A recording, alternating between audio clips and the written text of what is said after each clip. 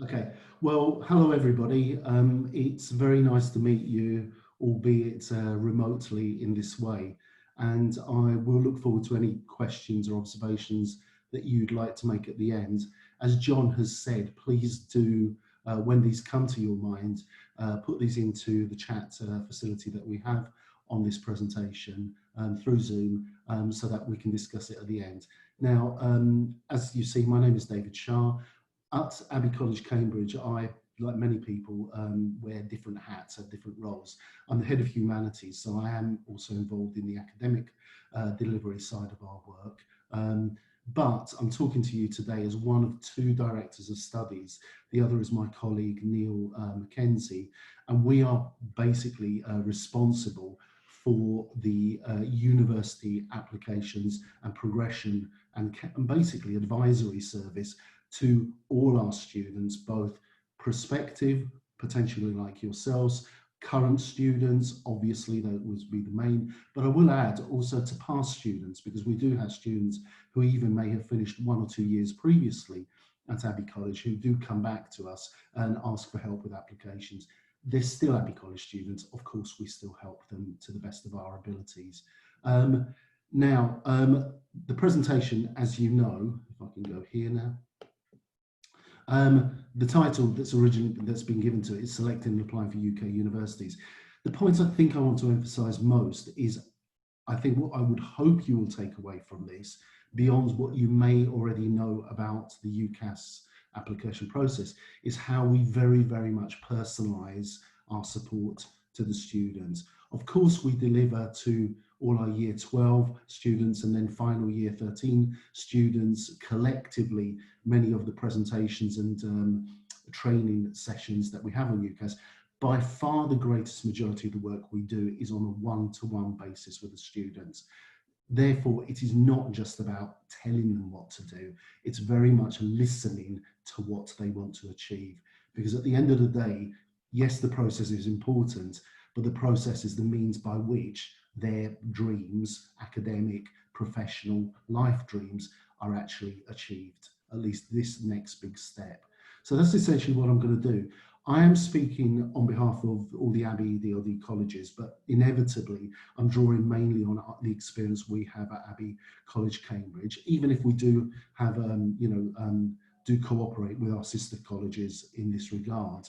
The last point I would want to make at the outset is that any of the points that I'm going to cover today, each one of them could be a 1 hour presentation by itself. We could spend an hour talking about choosing courses or about writing a personal statement. And in fact, that's pretty much what we do when we train our students. So in the upcoming last half term of this summer term, with our year 12 students who will be making their university applications in the autumn, we are collectively introducing them to separate trainings, assemblies, online obviously at the moment, but on things like how do you choose your courses, both in terms of not just what are the mechanics of choosing a course, but what should you really be thinking about, what should be your order of priorities, and making people aware of things they wouldn't necessarily know. Similarly, we could spend an hour talking about personal statements, which clearly we will do with our students. We do it with our students on a general basis, and then very much specific ones for students who would like to apply to Oxbridge, so Oxford or Cambridge. That's pretty much run by our Vice Principal Academic, Dr. Lucy Sweatman, and for medical applicants, also dentistry and veterinary science, that's run by our Principal, Julian Davis. So inevitably, what you will now see will be pretty generalized. It's kind of an overview, both of what the processes are, also to give you some elements, definitions of universities that will just make sure that you know what we're referring later on. And then very, very importantly, what we at Abbey College do to actually make sure that we get the best out of the process. So I've kind of anticipated this. I will in a moment be going through some of the key kind of defining elements like UCAS, what is the Russell Group, etc.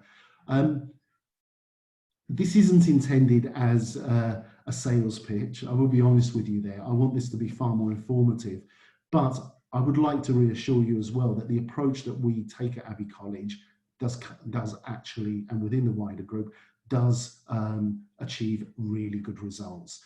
So I will be giving you statistics there, although I will say now, I was putting some of the statistics together in the last few days, even on our current offer holders, and it's really gratifying to see good numbers. At the end of the day, however, what we most definitely care about and what drives our work is how are the individual students achieving their goals. So it's very much less about, if we see 99% of students reach their preferred university destination, please believe me, the question we ask is what happened to the 1%. So again, it's highly personalized. I will quickly mention something about current realities because it will be very unfair and inaccurate of me to ignore the fact that we are not in a normal situation at the moment with the coronavirus related lockdown, including of universities. However, I would like to give you some reassurance on this based on the fact that we are living on a day-to-day basis. So I will go through that. Clearly, we'll just map through the UCAS process very much as a timeline because there are lots of things to do, but we, the students, you potentially supporting at a distance, do not have to do everything at the same time. It is very sequential. Then, how do we actually play an instrumental role in this? So this is the personalised approach. So within our college, who helps, and specifically, what roles do we have? Because it's wonderful to have lots of people who want to help. The problem is where you get duplication of effort or someone assuming that someone else is doing it. So as much as knowing that we've got different kinds of experts helping in different stages of the process, the fact is it's important that everybody works to their strengths and that these efforts are coordinated. Then it's very much about the detail of the applications. And the two things that, even if we won't go into great depth, that I do want to focus on at the end are the process of choosing the right course. So to give you a summary of what we will be telling our Year 12 students collectively in the next few weeks, and then what the message and the reality is for the Year 13 students. This is the final year before university, when they're actually making the applications. And then big one, personal statements. Again, please, the key thing here is there is so much online about how to write a personal statement, templates and things like this. Even the universities themselves do say very, very clearly that they do not want the same kind of personal statement. It's not doing an exam essay. They want something that is unique to each individual. So what we communicate and help our students achieve is exactly what top universities like Oxford, Cambridge, Imperial College London, King's College London, etc., what they ask for are characteristics or qualities in a personal statement, not a template or a plan. Okay, and at the end, once we finish all that, I hope I will have answered many of the questions that you may have in your head already, but please, please, please do ask questions at the end. So if we're good to go, just going through things, very basic thing, UCAS, that's what it stands for, University and Colleges Admission Service. The key thing is, if you are new to UK university applications, is that what happens in the UK, and please remember this does cover English, Scottish, Welsh and universities in Northern Ireland, although not the Republic of Ireland. Obviously that's an independent country. This centralizes the whole application process. So you may be aware that in the United States, there is one system which is comparable, which is called the Common Application, but the vast majority of elite or Ivy League US universities are not part of the Common App. Weirdly, we have some UK universities like St Andrews and King's College London who are part of the Common Application. So UCAS is unique in that the vast majority, and I am really talking about 99.9% of UK university applications for degree courses, undergraduate degree courses, not for foundations, not for postgraduate courses, but for undergraduate degree courses, the vast majority go through the UCAS system. UCAS is there for the universities. Only rarely, in some very exceptional cases, will you get direct application. So for example, there are one or two, I think three actually, medical universities who actually accept direct applications. UCAS is the main system for this. Oxbridge, okay, let's be clear, Oxford and Cambridge are not the best choice for everybody. This is not just about the ability of the students, it's also about the subject you want to study. If you're a very mathematically minded economics or prospective economics student, so very much into the statistical side of things, to be honest with you, the top university you should be going for is the London School of Economics and Political Science, or LSE, not Cambridge, which takes a relatively more humanistic approach. Okay, now please take that with a pinch of salt. My colleague Neil is actually far more expert in the economics field. But the point is, Oxbridge obviously are great, but when we talk about course choices, you will see, let's first define what's the best course and then see which are the best places to do it. So one thing I'm not going to talk about today are rankings, partly because I have doubts about them, I will be honest. Partly that is because there are several ranking systems, so they can't all be correct. There are certain ones we find a bit more reliable than others. The other point with rankings is that, in effect, the ranking that should matter to students is the one that they can't know. It's the one, what will the university ranking be in 3, 4 or 5 years' time when they graduate? So if you go back 5 or 6 years, something like City University of London, which is now one of the top business schools in the country, was not ranked very high. Why? Because it was relatively new. So do take rankings with a pinch of salt. If you do refer to them, please refer to the subject ranking more than the overall university ranking. Because again, different universities will be seen or perceived as being better for certain subjects rather than others. You will also hear about G5. I mean, these are very kind of informal groupings from our point of view, but it is also a measure of how difficult it is to get into universities and therefore a measurement of our success in getting students there. G5 essentially are the 2 Oxbridge universities plus Imperial College London, the London School of Economics and Political Science, and University College London. Possibly the widest group that you need to be aware of, because it's kind of, and please, this is my interpretation, the Premier League of universities, are the 24 universities that are part of the Russell Group. Now, this was originally set up in the 90s to basically organise the efforts of these more traditional universities, often referred to as red brick universities, in dealing with government, so the UK government. They basically came to the conclusion it would be better to work together than to work separately. And these 24 universities formed this Russell Group, which comprises, you'll see the list of universities here, I won't go through them, but it includes the G5 universities plus 19 others. So initially it was seen as this kind of means by which top universities could lobby or influence or speak simply to government bodies. Since then, it's really become seen as the Russell Group as the kind of the elite in terms of not just academic delivery, so teaching of degrees, but also in terms of research institutions. And very often, you'll know, one thing goes with the other. However, not all the top universities, if we call them that, are included in the Russell Group. Some prefer to keep their own independence. So some examples, the most obvious ones that spring to my mind are St Andrews. You may know this as the preferred university of the British royal family, but that aside, a very top level elite university, difficult to get into, works within the Scottish system, something I'm not going to go into so much today, but it's, you know, an elite university, but chooses not to be part of the Russell Group.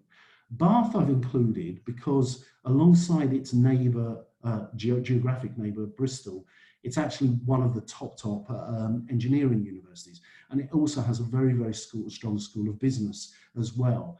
Talking of business, I mentioned before City University, which is kind of partnered with its associated body, the UCAS Business School. So the UCAS Business School is where the postgraduate degrees, masters and PhDs take place. However, they work with City to deliver undergraduate degrees in business, management, accounting and finance, etc. Now, these are top universities in general or in specific fields which are not part of the Russell Group. So again, just as with rankings, please, the detail is important. What is best for the course, for the student? Okay, so let's follow from a subject point of view. I hope I'm not going too fast, but as John said at the outset, you will have the slides. Now, I'll go through this quickly because, as I said, this is not intended primarily as a promotional exercise. But in terms of students who actually got to university, so these are the confirmed last placements of universities, we had around 180 applicants last year. This is Abbey College, Cambridge. In this photo, on the left, you can see our Vice Principal Academic, Lucy Sweatman, and next to her, the 5 students who got through to Oxbridge universities. And one of these students actually, I'm just looking carefully, the second one from the right, Jackie, was the first student we got into medicine at Cambridge. So clearly a major milestone for the college. Medical applications are very successful generally, but this was a major, major breakthrough for us. But more importantly, it's what he was aiming to do. And like many of our students, these students have since returned to our college to actually talk to our current students, to tell them not just about how they got through to Cambridge or Oxford in these cases, but also what the actual experience is like. Again, because going to Oxford or Cambridge for given subjects is not necessarily the best thing for everybody. So it's really important to have these reality checks from the people who are actually living the experiences. Now, really important, and this, I will be honest with you, this is the first year that Neil and I took charge of the UCAS process, working with a lot of other people in the college. So this is very much sort of collective pride in the achievement. 32% of our students managed to get places at those G5 universities.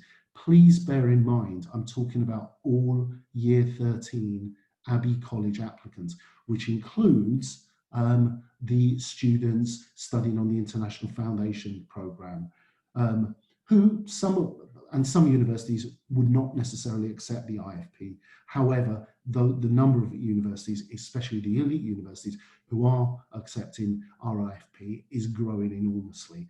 As can be seen in a moment, this was really a great breakthrough. If we're talking about Premier League universities, if we want to use that expression, 64% of our students last year did get through to Russell universities. These are confirmed places, these are not offers.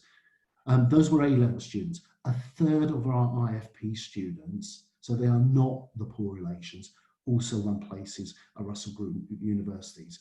Subjects like business, engineering were incredibly popular. So again, if you are people considering the IFP programme, please take it very seriously as an equally valid pathway to a top university in chosen fields. Now, in terms of what we've got this year, obviously we can't tell you the places because that won't come to a conclusion until the middle of August. Probably the end of August is the process, as I'll describe. So what I can tell you at the moment, and this is pretty much the current situation as it is today, because myself and Neil are dealing with this, are in terms of the offers that our students have received. As you'll see in a moment, when you make a UCAS application, you make 5 choices. Then each university does not know which other universities you're applying to. They will know the subject, obviously, because that will be very much part of the application. If you send your application before the 15th of October, they will probably know that Oxford or Cambridge are on that application. but otherwise they don't know. And of those 5, you will get as many offers as the universities individually are prepared to make. I'll later talk about how you then narrow down those choices. But just bear in mind that each student applies to 5 universities. Now, without a doubt, the kind of really kind of elite information I can give you will again be about Oxbridge, G5, Russell groups, etc. So how many are getting into these top universities? But the one that Neil, myself, Lucy, all our colleagues take the greatest pride in, without a shadow of a doubt, and this is a real measure of success, is that on average, each of those students who have made 5 choices, the average number of offers they're getting is just under 4 per application, which, if you please feel free to search this online, this is a very, very high proportion.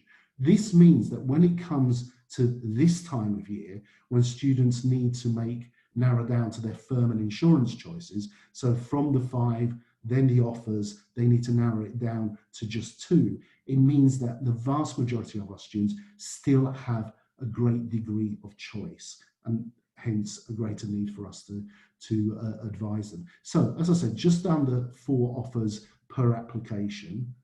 This is our current numbers. And this is something that, again, when we look at the success in terms of the quality of the universities, just over, well, nearly basically 2/3, so just over 66% of our students, A-level and IFP combined, this is why it's even an improvement on last year at this moment in time, were from Russell Group universities. Then, excellent headlines, 64 offers have been received from G5 universities. 5 again from Oxbridge.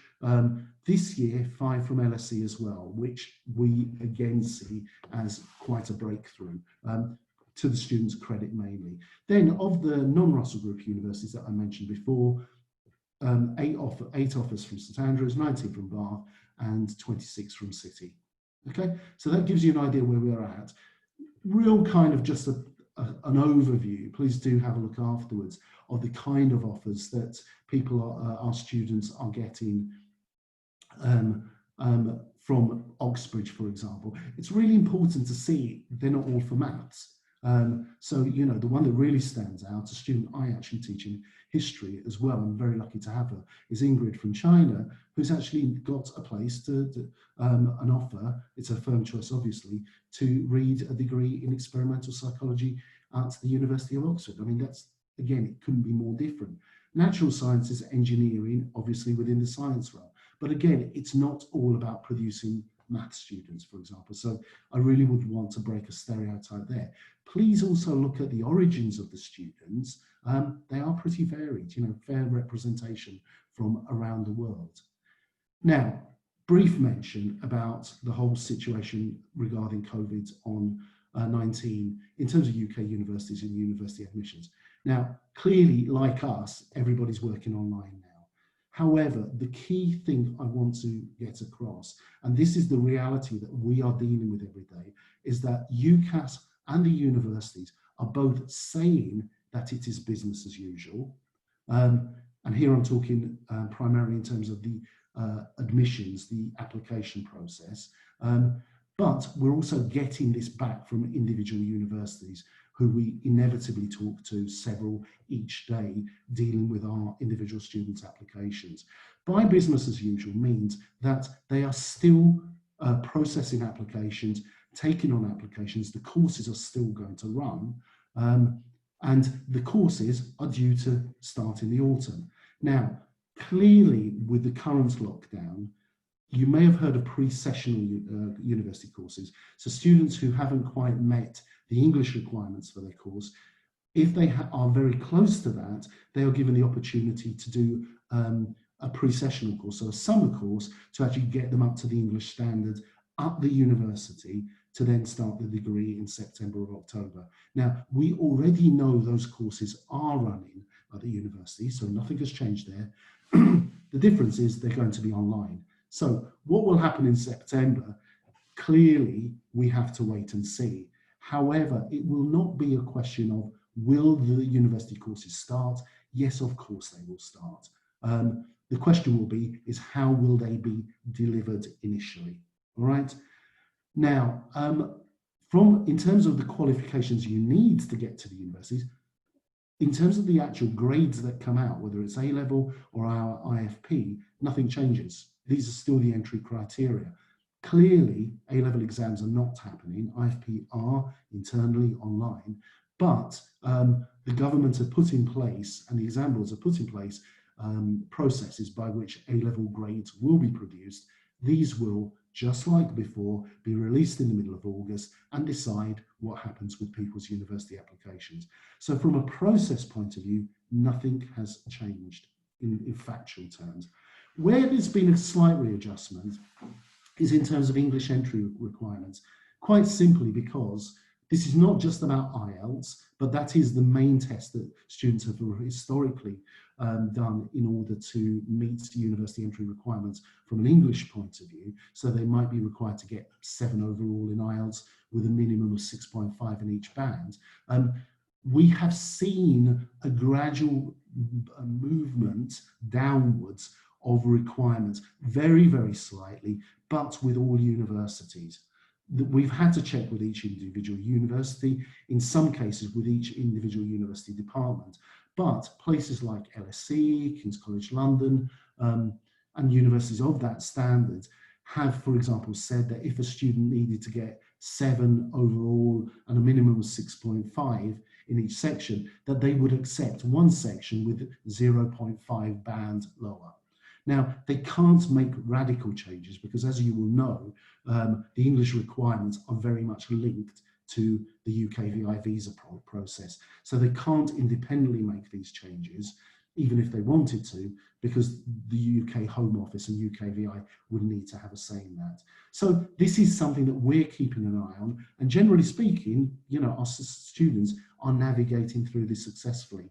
What the universities are doing now is that they are accepting more forms of English testing, including now some online tests. The most obvious one that has been mentioned is something called Duolingo. I'm not going to go into that in detail, but the point is the universities have not made it easier for students to actually get into the university, but they've made it much easier for them to actually take the tests that will allow them to get into university. As far as visas, accommodation and fees are concerned, quite frankly, we do need to wait until September to see what happens, because the visa process will not even start until the end of August once the students have received their final A-level grades. My guess is that, I mean, it's fairly obvious that nobody's going to be charged at accommodation if part of the teaching is online at the start. As far as tuition fees are concerned, I can't see anything changing in that respect, whether the students are there or being taught online. The universities do depend on these fees. You know, that's the truth of the situation. But again, we need to check in individual cases. But for the moment, the overall reality is that as sad and worrying as the whole coronavirus situation is, university teaching and university admissions and everything that leads into it has not been affected in the sense the system is still working. All right. Now, UCAS process, keeping an eye on the time, again, to leave you as much time as possible. I've done a screenshot here. I know it says 2017, but that's actually taken from the UCAS 2020 website. This is the interface that the students see. The students register through the college that they apply to. No one should register independently, please. Otherwise, that creates massive problems in terms of providing references, etc. So trust us to do the job. This is part of what we do. And the timeline is that by September, and here I'm talking in general, I'm not talking about our college yet. In general, by September, students should be registered on to UCAS, their own individual application, registering through the college. In some cases, so if the students are going to study law, medicine is the obvious one, but also at some universities, engineering or computer sciences, in some cases also economics. It really depends on the individual university. They also have to be entered for separate entry tests, which generally speaking happen from the beginning of September to the middle of October, middle and end of October. Again, I'm speaking in general here. Completing the application is something that happens over the course of the autumn term, and this obviously includes the choice of the universities and courses and the personal statements, which I will talk about at the end. Handing in the application and so the deadlines, and therefore how soon the application has to be completed, depends on whether, if there is an Oxford or Cambridge choice amongst the 5 made by a student, or if the student is choosing to study medicine or dentistry or veterinary sciences, then the deadline for the application is the 15th of October. That's why it's so important that we start building the application as soon as possible. All other applications, the deadline is the 15th of January. I'm very happy to say that the bulk of our applications are done well before Christmas. It's only in a very, very few cases that we have any left to do in January. And that's because there are specific reasons for those individual students waiting.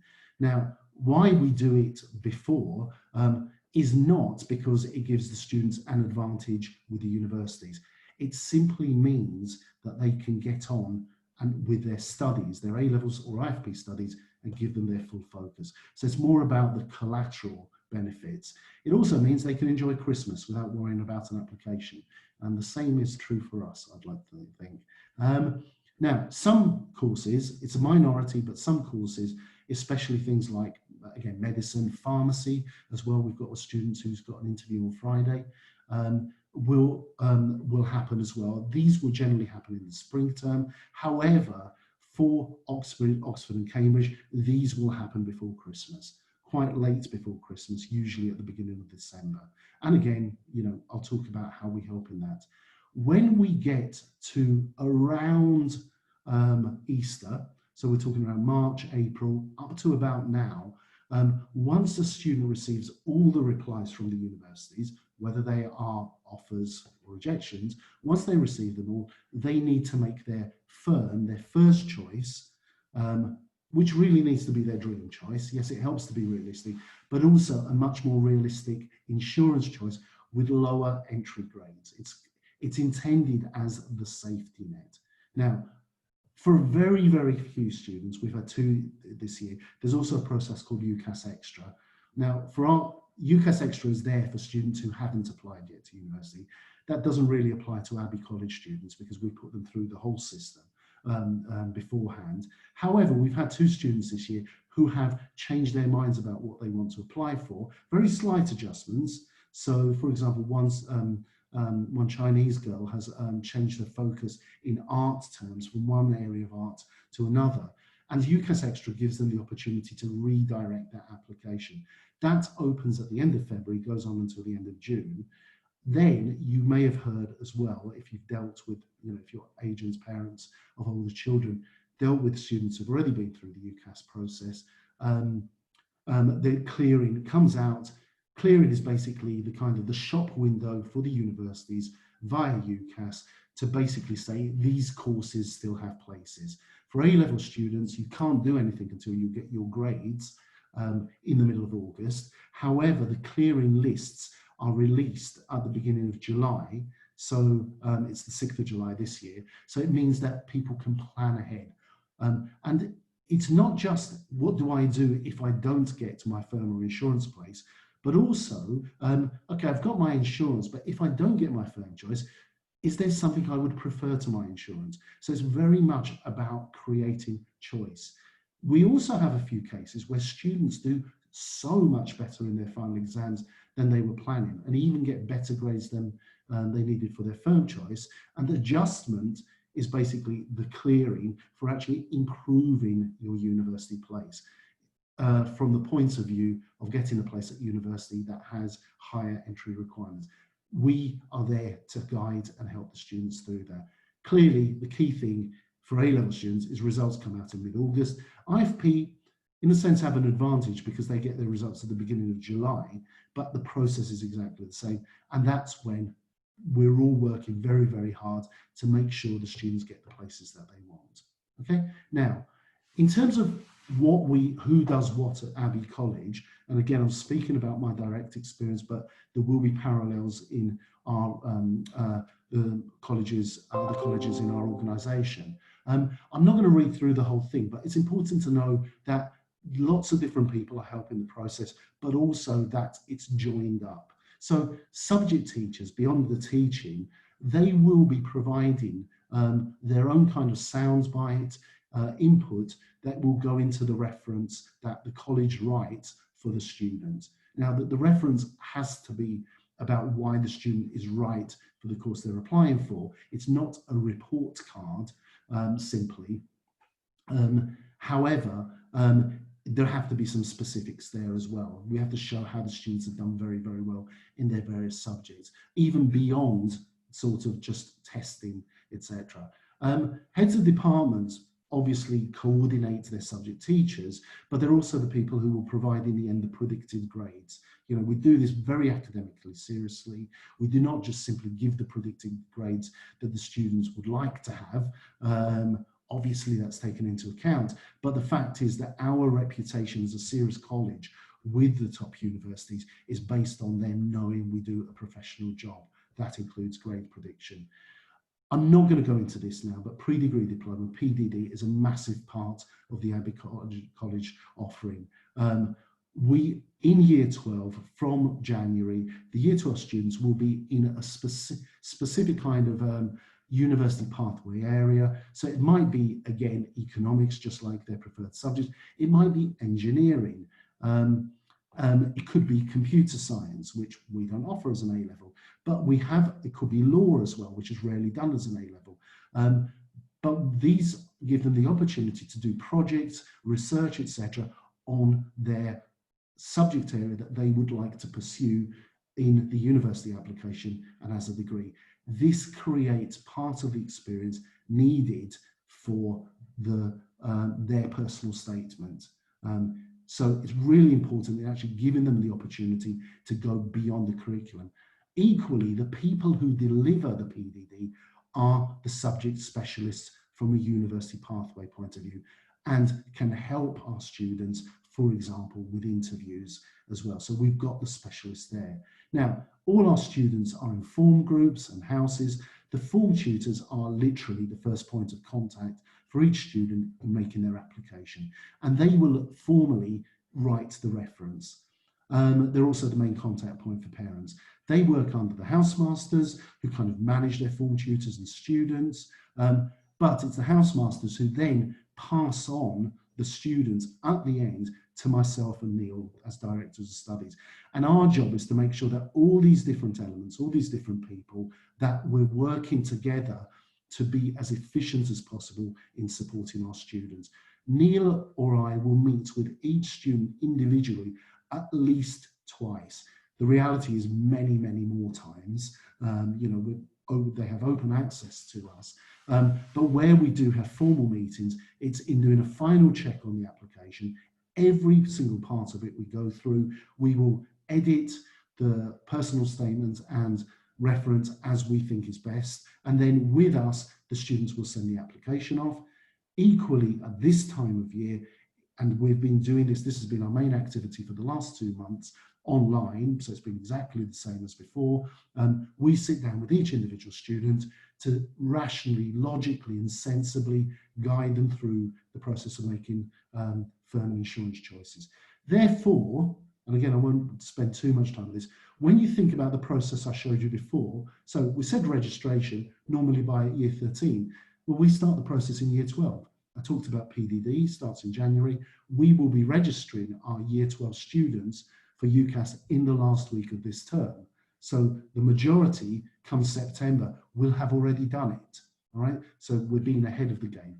Entry tests, many of these actually take place in the college, which is down to the excellent efforts of our exam officer, but also coordinated by the heads of departments, who are the specialists and the best placed ones to do that. Then the completion of the unit application. This is where we work together. So it's initially the form tutors and the PDD teachers helping the students shape their choices and their personal statements. But ultimately, let's call it the quality control, the quality assurance will come down to myself and Neil as directors of studies. I should add as well that Lucy Sweatman and our principal Julian Davis play a massive part, a critical part in the medical applications. In terms of submitting the applications, we talked about the deadlines. The support is exactly the same. It's one-to-one, it's personalised. First is form tutors and housemasters to ensure that the application is completed as well as possible, but it's only submitted after there is this last check with myself or Neil as directors of studies. Interviews, this is led by the specialists, so it could be the heads of departments or the pre-degree diploma specialists. Making the firm insurance choices, as I've just said, that's exactly what we're doing these days. I think we're down to the last 15 that we need to do before June the 18th is the deadline. So again, we're well ahead of that.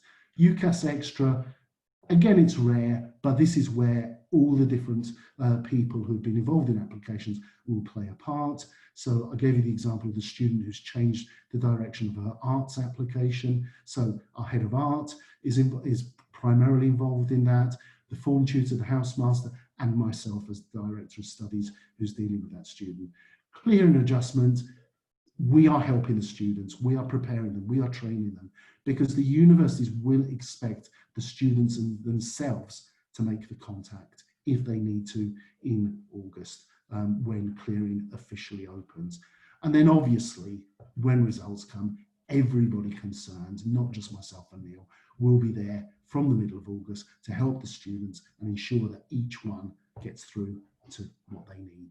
Now, I'll do these bits quickly. Please take the time to read it, because both for choosing the right university courses and for personal statements, these are kind of highlights of the presentations and the training exercises that we will be doing next week with our current Year 12 students. But it's really, I've been very clear here from the start, you're choosing the right university course. So it's not choosing the right university, but the right course. You can't choose the right course without referring to university, but it has to be the subject that leads things. So researching it is really important. It's so important that the students know, and you behind them know, what is available out there. And we will share with the students the mechanisms by which you do it. The UCAS website has an excellent degree course search tool, and it's all about filtering, narrowing down, etc. It might not all be academic. It might be that some students prefer to be at a campus university like Warwick rather than a city university. It might be that they prefer to be in London. But the key thing is that they need to know the course they're going to do. I can't put it clearer than this, and this is what we keep saying to the students. It's wonderful to get the great university name, etc., but you're not going there as a tourist. You're not going there to get the t-shirt or the scarf. It's going to be your job studying that specific subject for 3, 4, possibly 5 years, if there's a master's included as well, which, for example, is the case very often with engineering courses. It's going to be your life. Make sure that your day-to-day activity is the one you want to do. Okay, so it's really about the detail. It's also about check the entry requirements. English, vital, and there's been a massive drive this year to make sure that people do not treat English, so IELTS or whatever other testing, as a kind of a secondary subject. This can make or break an application. It's really important when making the final 5 choices. I mean, what we like students to do is come back with a list of 6 or 7 to us in September, but also where they're not all universities that require 2 A stars and an A grade, because at that point you've got no insurance choice. Plus, what you want to avoid is what we call here bottlenecks, is where lots and lots of students are applying to exactly the same universities, which just means that the supply and demand, the supply of places at university is far outweighed by the demand of applications. It just makes it all the more risky. Yes, put 2, maybe 3 top choices in, but then sort of have it going down by level in terms of entry requirements. This does not mean that they are weaker universities. It simply means that fewer students are applying there. Now, London universities are incredibly popular. Are they the best for everything? No, simply. But they can afford to put high entry requirements because lots of students want to go to London, to live in London, and therefore that pushes the demand up, that pushes the entry requirements up. So as I said, we help our students think strategically, but we do need the students themselves and you behind them to be open-minded about this as well, which I'm sure you would be. And finally, as I've already said, we've got to have degrees of insurance, because when we get to this time in year 13, so literally the beginning of June, if a student has 5 offers, A star, AA, unfortunately, they can't make an insurance choice. Yes, they can put it down, but they won't have any choice which with a lower offer. Therefore, they've got no safety net. We can only ensure this in the planning at the start. Personal statements, by the way, I've put a few pictures in before. Sorry, the last one you'll see, that's the Bodleian Library at Oxford. You can use this as a quiz if you like afterwards. This is Senate House, University of London, where I did the first year of my PhD. Very sort of iconic building near the British Museum and Russell Square. Anyway, personal statements. Yes, they're 4,000-word essays. The key thing is they're about convincing the person who's going to read it, the admissions tutors, as to exactly why you want to be in this field of study. It's about having evidence to show for it, and to show not just that you've done it, so whether it's reading, research, lectures, actual work experience, which is, it is fundamental for some degrees where there is a professional aspect, like medicine, like law, like engineering. Obviously, that's a bit of a challenge at the moment because people can't do the work experience in lockdown situations. Therefore, it's important to do more of the other things. But the point is here, it's evidence which you are then not listing to say, I have done this, this, and this. Isn't that great? It's to tell them, selecting the best experiences, exactly how and why these experiences have led you to this subject choice for university and how your interest has developed. And the key thing is not to basically write an economics or a law or a maths or a sciences essay for them, because they're the experts, they know it better than we do.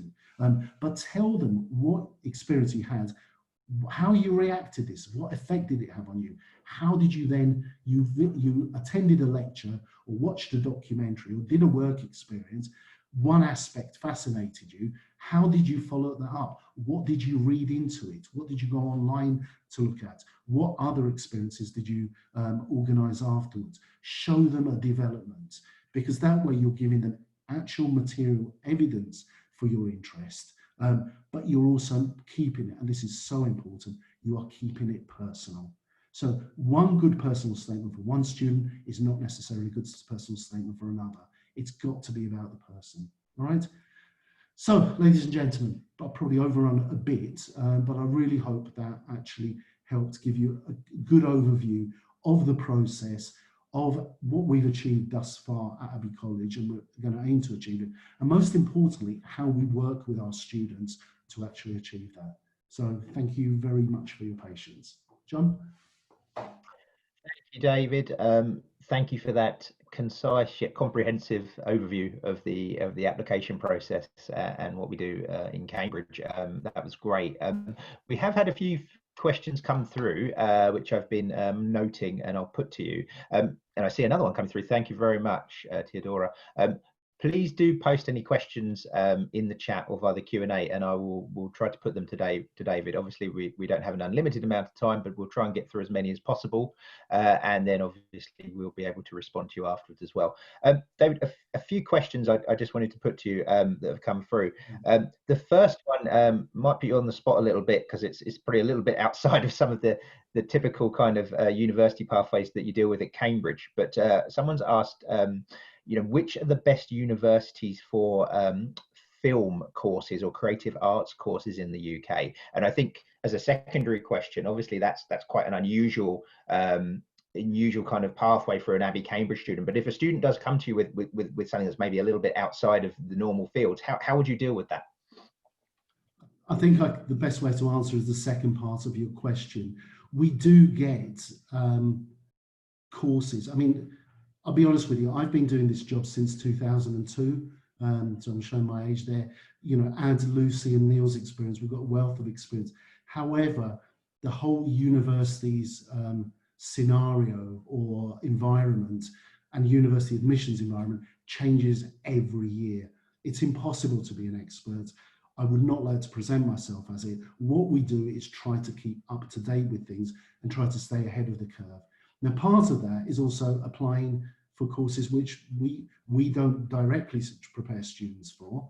And let's remember, there are far more university course subjects than there are A-level subjects. And very often it might be that it's something that is a kind of an umbrella subject at A-level, so let's say business. But if you search business courses on UCAS, you will see there are thousands of them, not just in terms of how many different universities offer them, but the types of courses. So, for example, we've had people saying, I'd like to do not business management, I'd like to do marketing. I'm just dealing with this one first because it is all about what's best for that individual student. So this is very much a simplification. But in a case like that, generally speaking, we would advise a student, look, rather than just focusing on one aspect of a larger area, so I'll give the example of business management and instead just focusing, say, on marketing or human resources from the start, that is something you can specialize on in a master's. What you want to do is choose something that exposes you to lots of different areas. But yes, we can look at a business management course which has got a much kind of stronger, or just in quantity, more components of marketing. So it's very much about looking at the individual detail of courses. That said, one of the interesting ones that came my way this year with one of our students, a Russian student, wants to do sounds production, music production, which there is really, yes, there is a music technology A-level. We don't do it, very few people do, but there is no expectation from the university that someone has studied that before they go to university. Now, and he has now, at the end of the process, got some fantastic offers from some both good universities. So, for example, you mentioned film production. This might be one to look at as well. Goldsmiths College, University of London, is it's more of a general university now, but it's always been traditionally very strong on creative arts and social sciences to an extent as well. So that's one of the offers he has for music production. They will also offer film production courses as well. But he's also got very specialist schools through UCAS again, which deal almost exclusively with sound technology, music production. I do, now thinking about it, I did have a student in a previous work experience of mine, probably about 8 or 10 years ago, who applied for and got a sound production place at university and is now the head of Yamaha UK. So we've kept in touch. So, there are ways of getting through. It is just about researching it. So I would be lying if I now told you what are the best film schools for film production. It's something I would want to research with the students, not just because there will be gaps in my knowledge. It's just the knowledge I have, or it might be Neil, it might be out of date. So we have to get the most up to date. And the key thing is we contact the universities for the students. But certainly, in general, if you want something to look at over the summer, please into Google, ask for the UCAS course search. That will take you through to the UCAS website where you can simply put film studies, film production in, and it will show you all the courses available. That's just to give you the panorama. A lot of these courses may also be part of a general arts course or within an arts school. So it could be within the University of Arts London, which has got various colleges like Camberwell, Central St Martin's. But as I said, the one that springs to my mind as well is Goldsmiths College London. If it's something that's more photography, then again, some much lesser universities in terms of rankings, but very highly rated in terms of that specific area, are places like Portsmouth and Falmouth as well. But as I said, my advice would be go onto the UCAS course search tool, and then please trust us to do the research with the student to get the best information at that moment in time. Okay, I hope that answers the question. Thank you, David. That's great. I'm just going to bundle a couple together here because I think you sort of went through little parts. Someone's just asked, is it possible to apply to Oxbridge first independently and then add another 4 colleges? So almost make a two-pronged application. So you apply to Oxbridge first and then you apply again for the university, for the other universities. And then someone's also asked, in terms of preparing for interviews and university entrance tests, what part of the student journey or what part of the year do we do that work? Fine. I'll deal with the second part first. That's pretty easy. University entrance tests, when we know in advance that the students are going down a medicine route, for example. So in year 12, there's a very popular medic club, which is run by various of my colleagues. I'm not a medic or a scientist. And our principal, Julian Davis, who I believe has a background in biology, plays a very prominent part again. He's very much the expert on site for that. That's already running for year 12. And as part of that kind of experience induction within the medic club, but also within PDD, the students are being exposed to the science that they will need for the BMAT and the UCAT tests, which are the main medicine related tests. So preparation is already happening in year 12. However, it's when we know the students are applying for a course or to a university that requires a test, and this has to be at the start of September. So there's across the college, we will canvass the subject teachers, the form tutors, for this information. It's at that point that the entries are made. So beginning of September, the entries are made for these specialist tests, primarily within college by an exams officer, and it's with that same list that the heads of departments, possibly the PDD leaders, will actually organise preparation for the students. Now, for example, there's one test, the TSA, which was needed for a number of Oxbridge-related courses, which I played a part teaching the verbal parts, so the verbal reasoning part. My maths colleagues did the maths part of it. And that's something we did to a group of students. There were about 6 or 7 students who needed that. We organised that on a needs basis. Many cases, it's very much done on an individual basis because there will be only the one student who's doing, for example, the LNAT for a specific university for law. So when that happens is easy. It's September, it's the beginning of October, because the latest these tests happen are at the end of October. I believe it was the 30th of October last year. So that's for testing.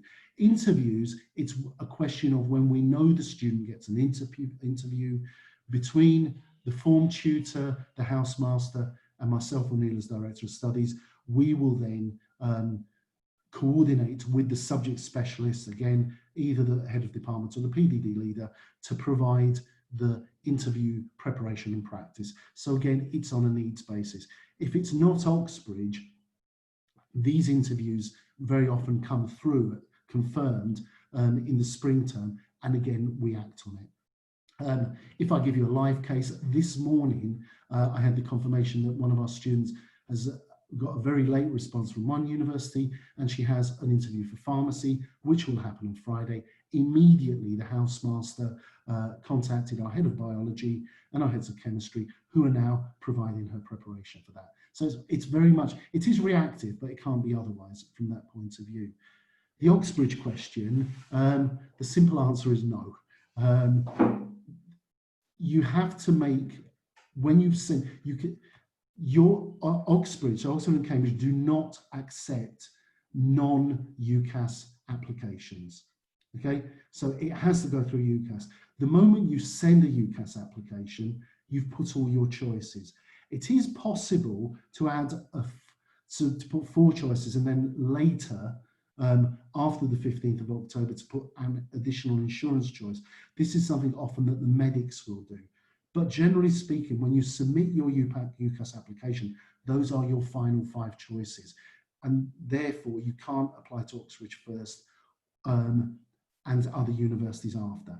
However, while it's very rare, UCAS Extra from February to June does give you another opportunity to apply to one other university, but that can only be if you do not hold any offers or you have declined the offers. So I'm kind of disregarding that for the students we generally deal with.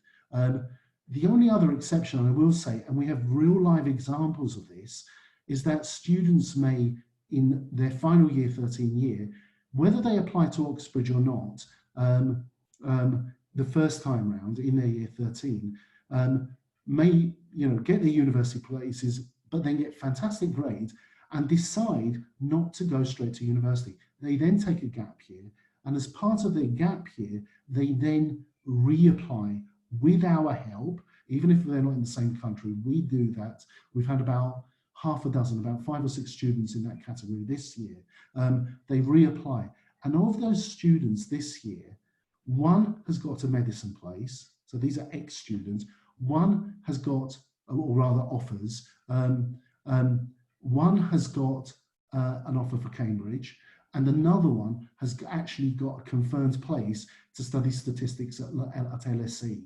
So the answer to the question was no, I'm sorry. The only exception, realistically, is if there is a gap year application afterwards. Okay? Thank you, David. We've just had another question about work experience for medicine and dentistry. Just asking, is there a recommended number of weeks work experience? They've asked, Theodora's asked for medicine, dentistry and Oxbridge. I presume that means medicine and dentistry at Oxbridge. But is there a recommended amount of work experience that students need to do? I mean, look, thank you for the question, Theodora.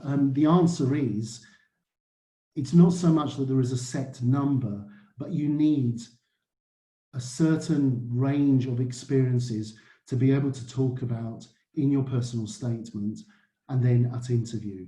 Please bear in mind that the personal statement, when you talk about experiences, including work experiences or shadowing doctors or voluntary work, etc., it's not about producing a list. It's not a CV.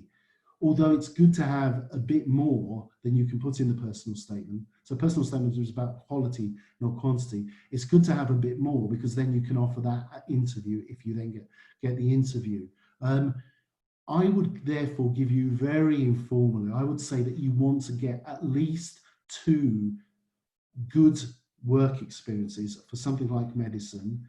And by good work experiences, I mean that they are in different fields. So you're not, for example, just in neurology or something like that. You've seen different aspects of medical life.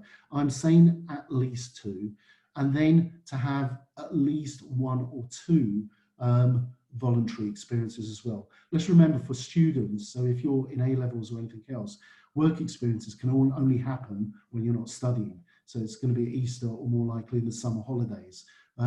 So it's going to be that you're doing 1 or 2 weeks. You don't really need to do more than that. You're not having to sacrifice your whole summer over it. Because in the UCAS application, it doesn't ask you to give specific dates, as in which day did you start, which day did you finish. It asks you which month did you do it in. So technically, if you only do 1 day, you would still put, I did it in August 2020.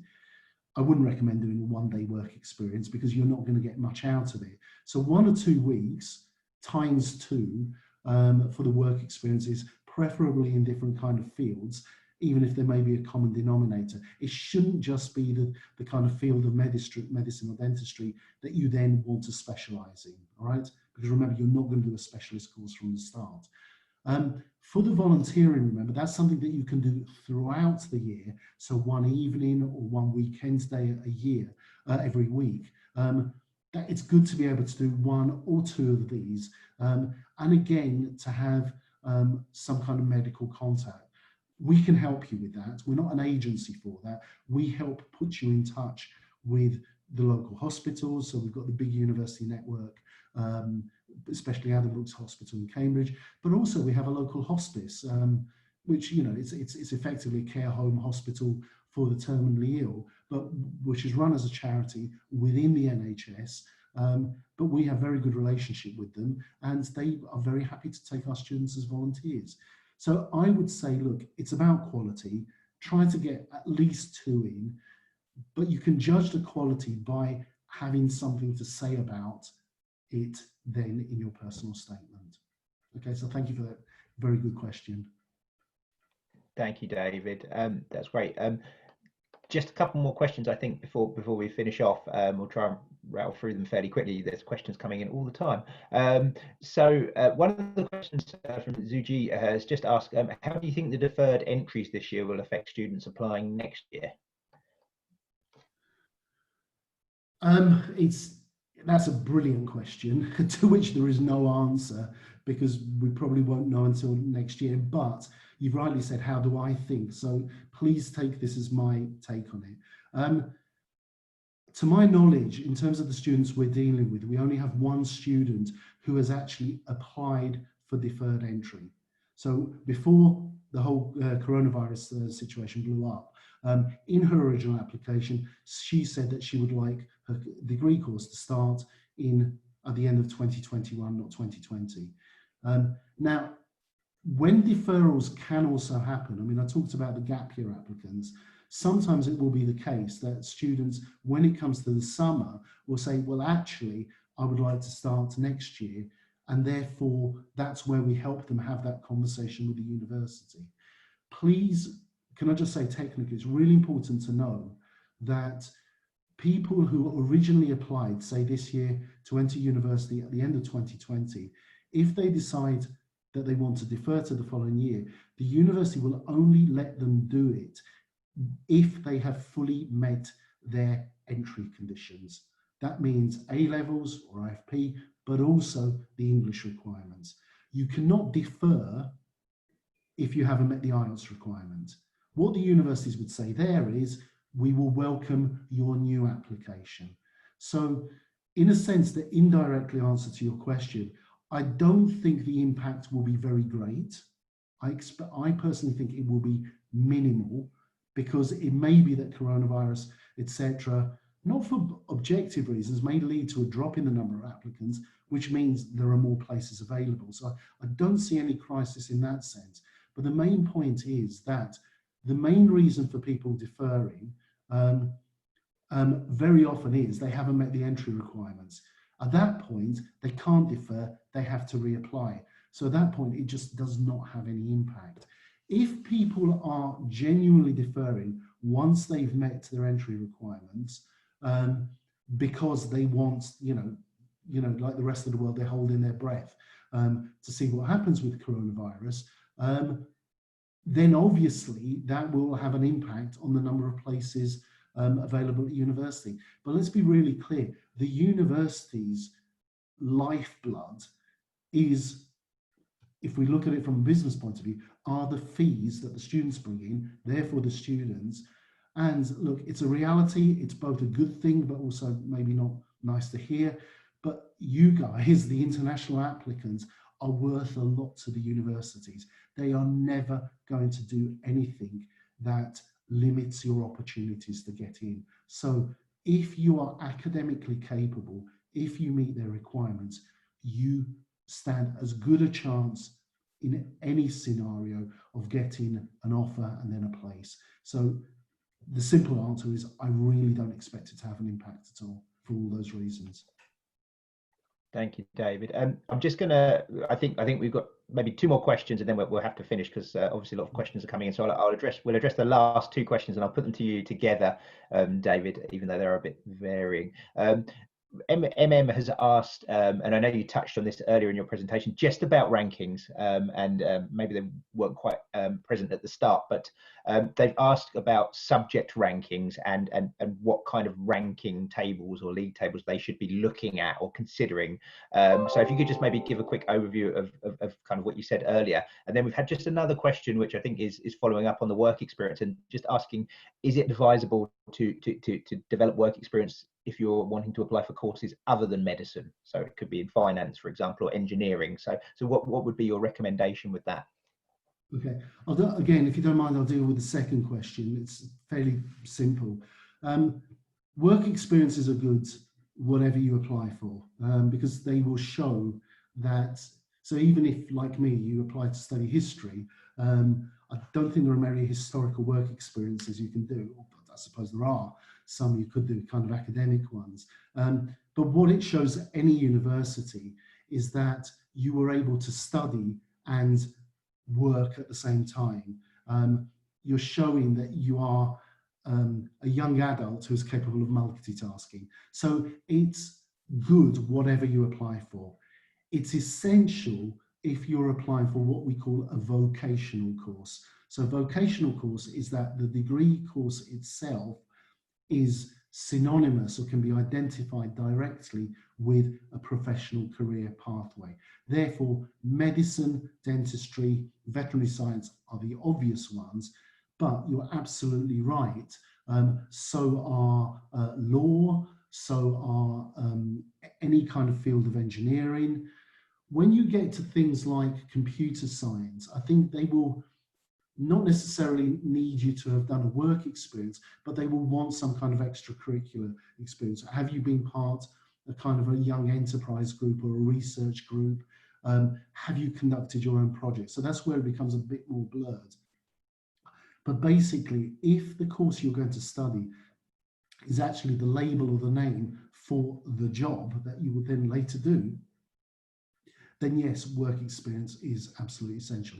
One thing I will add about law, however, is that please bear in mind that doing a law degree is not the only pathway to then following a degree as a lawyer.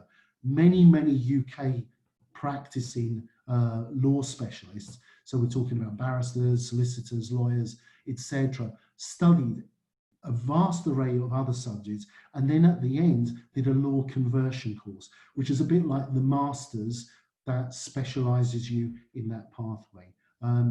But again, if you've done the work experience even years before, that's going to help you. So if it's a vocational course, yes, you really need to be doing work experience. About rankings, just to reiterate what I said before, I think the question was from correct? You worded the question perfectly because it is about subjects.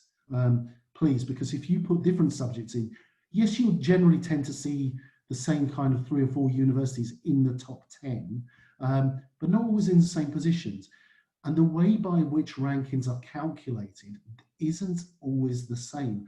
A massive part of some rankings, for example, the ones run by lots of the main newspapers, for example, like the Times, the Telegraph, the Independent, etc., in the UK, they take into account how much the students were earning between 12 and 24 months after they finished university. So it's about career prospects actually realised. Now, the fact is, if you get a job in Manchester, it could be the best job in the world, in a world-class organisation. You will be earning less than London, because in London they pay you more because London is more expensive. So you've got to take all this kind of information with a pinch of salt. Plus, one of the components to many of the ranking systems is what they call the student satisfaction. There are questionnaires, they do feedback. Students who have graduated will complete this and then rate the university that they've attended in terms of the academics, in terms of the extracurricular, in terms of career advice, everything. That's part of it. Places like, and I think I'm correct in saying this, Oxford, Cambridge and St Andrews, possibly others, don't do a student satisfaction questionnaire. So even if they're at the top of most rankings from many subjects, it doesn't consider that factor. However, if you do want to have I'm not saying you should ignore rankings, but certainly I don't think that it should be rankings which dictate your choices. There's something you should bear in mind, because obviously when you go back to your home country, or if you stay in Europe or the UK, potential employers, of course, they're going to look at the name of the university. But yes, look for subject rankings. And my personal advice is to use, you can Google this, is the Complete University Guide. So it's the Complete University Guide. They've got a very, very intuitive, very helpful, clear ranking mechanism system, both for the universities overall, but also for the individual subjects. And as far as I know, they are not linked to any specific universities. Okay, I don't want to knock the newspaper rankings, but you know, newspapers always have a political angle. The Complete University Guide is utterly independent. So for me, if I feel the need to look at a ranking system, if I advise a student, I would always go to the Complete University Guide. And then what you find out there, throw that into the pot, you know, that help with all the other things you've got, above all, your subject interest. So that's my cat going berserk in the background. Your subject interest has to be the primary one. Put all those factors together to then come up with your choices, which we will then discuss with you. All right. But as I say, the Complete University Guide. Is that okay, John? Thank you, David. That's great. And to anyone attending, I have put a link to the Complete University Guide in the chat, so you can find it there. But obviously, you can Google it as well. Thank you, David. Thank you, everyone. Lots of questions brought up there, and very comprehensively answered by David. So thank you for your time, David. I think we need to let you go and tend to your cat, though. So I think what we'll do is. So I think what we'll do is we'll call that it for today, guys. Obviously, we'll send you a copy of the presentation and also a recording of the session as well, so you can watch it at your leisure. So I think we'll call that it for today. Thank you, everyone. Thank you from me. I'll say goodbye, and I'll let David say goodbye as well, and then we'll finish. Okay, guys, I think I've disappeared now. But anyway, yes, can I thank you very, very much, above all, for your patience. I hope what has been said makes sense to you.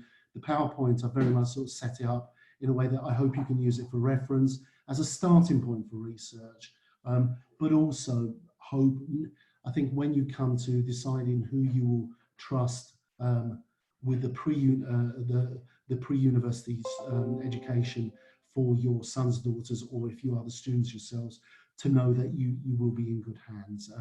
We've got excellent colleagues, and we would like you very much to be part of our future successes. So whatever you do, the best of luck, and thank you again for your questions and for your attention.